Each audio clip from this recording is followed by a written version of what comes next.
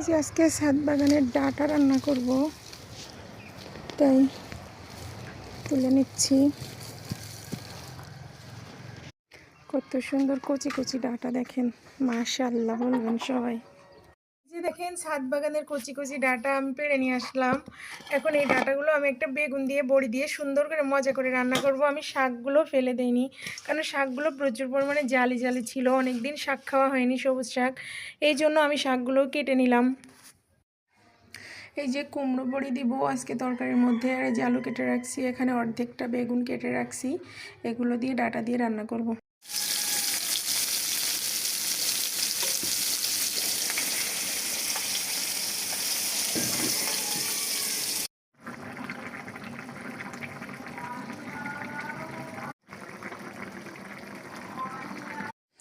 ওই যে ফাইনালি রান্না হয়ে গেল, এবার আমি খাইতে বসছি। সেই মজা লাগছে, বিশ্বাস করবেন না আপনারা, সেই মজা লাগতেছে।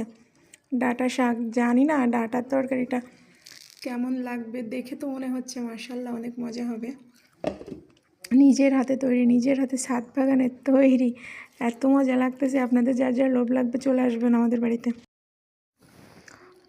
ভাই আপনারা বিশ্বাস করেন, তরকারিটা এত মজা হয়েছে, এত মজা হয়েছে যা বলে বোঝানোর মতো না, প্রচুর পরিমাণে মজা হয়েছে।